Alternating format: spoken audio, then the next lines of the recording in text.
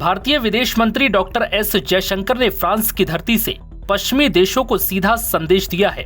Ukraine को लेकर जयशंकर ने साफ कर दिया कि भारत अमेरिका या पश्चिमी देशों के दबाव में अपने पुराने दोस्त रूस से मुंह नहीं मोड़ेगा।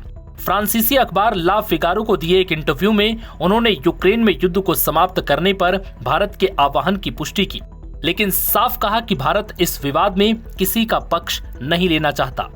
उन्होंने कहा कि यूरोप में आपका नजरिया अलग है क्योंकि आप इसका हिस्सा हैं, लेकिन अन्य देशों के लिए यह अलग है। उन्होंने भारत के रुख को दोहराते हुए कहा कि समाधान युद्ध से नहीं निकलेगा।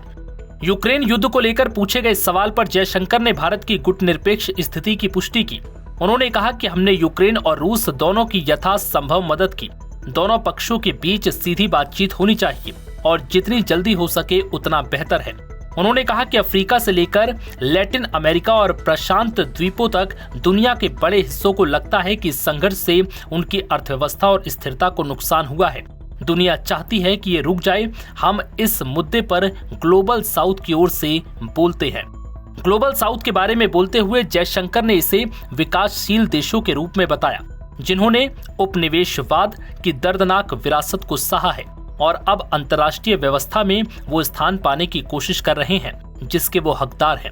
उन्होंने पाकिस्तान के साथ हालिया तनाव पर भी चर्चा की और कहा कि इसकी वजह द्विपक्षीय विवाद नहीं बल्कि आतंकवाद है। पाकिस्तान आतंकियों को पनाह देता है, उनका समर्थन करता है। 22 अप्रैल के पहलगाम हमले का जिक्र करते हुए उन्होंने कहा कि अगर आतंकवादी भारत पर हमला करते हैं तो हम उन्हें पाकिस्तान समेत कहीं भी खोज निकालेंगे। जब जयशंकर से भारत से सैन्य टकराव के दौरान पाकिस्तान को चीन से मिले समर्थन के बारे में पूछा गया तो उन्होंने डबल स्टैंडर्ड के खिलाफ चेतावनी दी और कहा कि आतंकवाद जैसे मुद्दे पर आप अस्पष्टता बर्दाश्त नहीं कर सकते। डोनाल्ड ट्रंप के नेतृत्व में भारत अमेरिका संबंधों पर जयशंकर ने कहा कि 5 अमेरिकी प्रशासनों में द्विपक्षीय संबंध मजबूत हुए हैं। टैरिफ की धमकियों के बावजूद उन्होंने कहा कि हमने पहले ही एक व्यापार समझौते के लिए द्विपक्षीय वार्ता शुरू कर दी है। हमें उम्मीद है कि 9 जुलाई को टैरिफ निलंबन समाप्त होने से पहले हम एक समझौते पर पहुंच जाएंगे।